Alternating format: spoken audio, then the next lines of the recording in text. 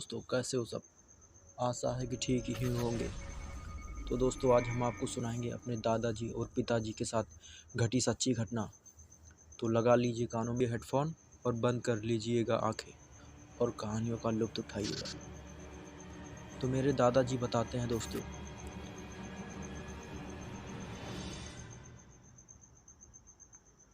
कि उनके साथ क्या हुआ था।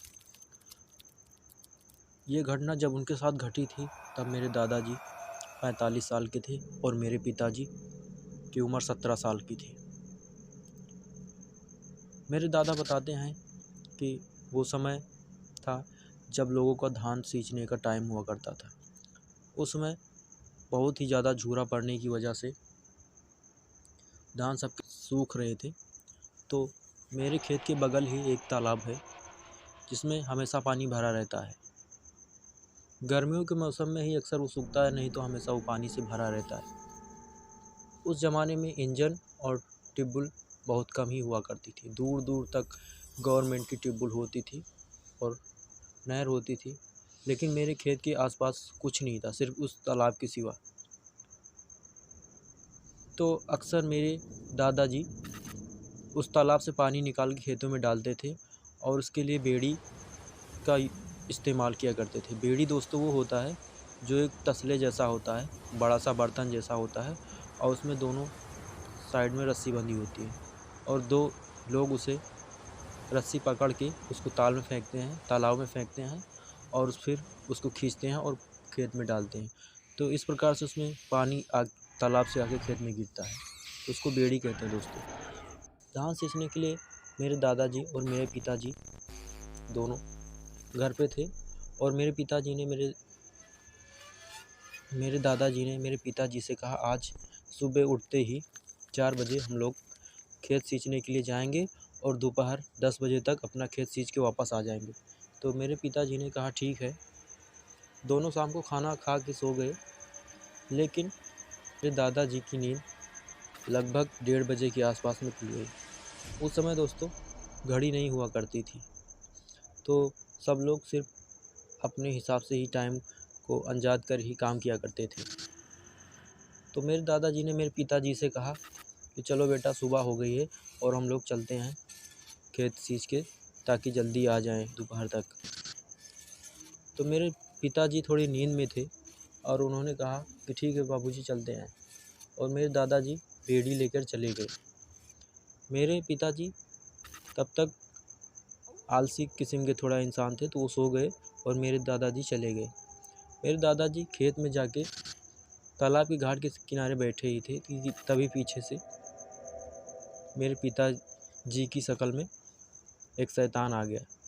मेरे दादाजी उस शैतान को पहचान नहीं पाए और उसको अपना बेटा समझकर उससे बोले कि बेटा आओ, जल्दी से इसे खींचते हैं और ताकि सुबह 10 बजे तक हमारा खेत फुल हो जाए, पानी से भर जाए। तो दोनों मिलकर बेड़ियाँ मारते रहे। वो दोनों काफ़ी देर तक बेड़ियाँ मारते रहे, लगभग 4 बजे तक बेड़ियाँ मारते रहे, लेकिन थकने का नाम नहीं ले रहे थे। तो मेरे दादाजी ने कहा, बेटा अब थोड़ा सूता लेते हैं, थोड़ा आराम कर लेते हैं, उसके बाद फिर बेड़ियाँ मारते हैं।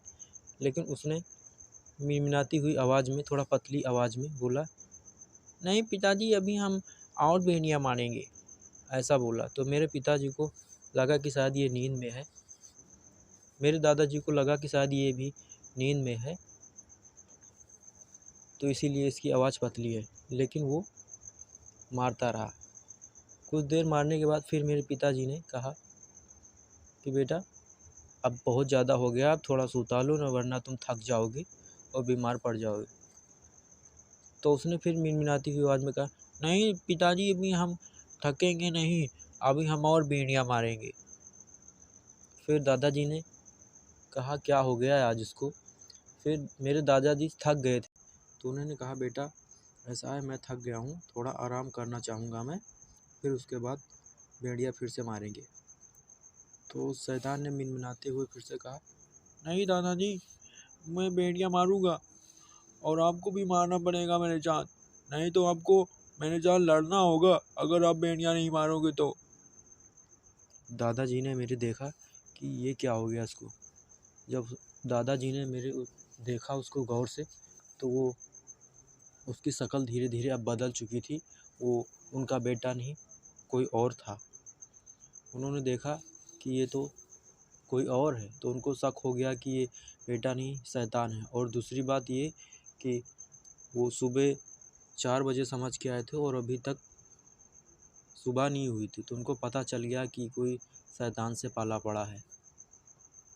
तो मेरे दादाजी भी काफ़ी हट्टे-कट्टे और मजबूत इंसान थे, तो उन्होंने भी कहा ठीक है, मैं तुम्हारे साथ भेड़िया मारूंगा और देखता हूँ तू कितना बड़ा सयाना है। मेरे दादा ने अकड़ के उनसे बात की। फिर मेरे दादाजी ने और उस शैतान ने भेड़िया मारना चालू किया। मेरे दादाजी भी ज़ोर ज़ोर से भेड़िया मारते। जितना ज़ोर से मेरे दादाजी मार रहे थे, उससे ज़्यादा डबल ही वो शैतान मार रहा था। उसका इरादा ये था कि हम इनको थका देंगे, उसके बाद इनके ऊपर चढ़कर इनका गला दबा देंगे। लेकिन मेरे दादाजी भी काफ़ी तगड़े इंसान थे, क्योंकि वो सरसों का साग और मक्के की रोटी खाया करते थे। तब तक दोस्तों लगभग 5:30 बज चुके थे। अब धीरे धीरे सुबह होने वाली थी। भेड़िया मारते मारते उधर से मेरे पिताजी भी आ चुके थे। जैसे लगा कि अब सुबह होने वाली है, तो शैतान ने भेड़िया छोड़ दी और उसने मिनमिनाती हुई आवाज़ में बोला, ठीक है, आज तो मैं जा रहा हूँ, लेकिन कल फिर आऊँगा और तुमको मेरे साथ भेड़िया मारनी पड़ेगी, नहीं तो फिर मेरे साथ लड़ना होगा तुमको। फिर मेरे दादाजी ने कहा, अरे जा जा, तेरे जैसे मैंने बहुत देखे हैं, और हाँ हिम्मत है तो अभी आ और मारते हैं तेरे साथ भेड़िया। इतना कहकर वो शैतान वहाँ से हवा में गायब हो गया। फिर मेरे पिताजी घर से सुबह उठकर जब उनकी नींद खुली, तो वो घर से आए, देखे तो खेतों में पानी पूरा फुल भरा हुआ था। तो मेरे पिताजी को खेतों में पानी देखकर हैरानी हुई, और वो दादाजी के पास गए और बोले, दादाजी आपने ऐसे अकेला कैसा कर दिया। तो मेरे दादाजी ने गुस्से में बोला, अबे नालायक, मैंने तुझे अभी बुलाया था और तू सो गया था दोबारा। मेरा एक शैतान से पाला पड़ा है, वो तो शुक्र है ऊपर वाले का कि मैंने हिम्मत करके उसके साथ मुकाबला किया, नहीं तो वो आज मुझे मार डालता।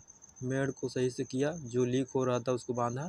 फिर दोनों ने सुबह 7 बजे तक घर वापस आ गए, और तब से मेरे पिताजी और दादाजी कभी खेत अकेले नहीं जाते, दोनों हमेशा साथ ही जाते हैं।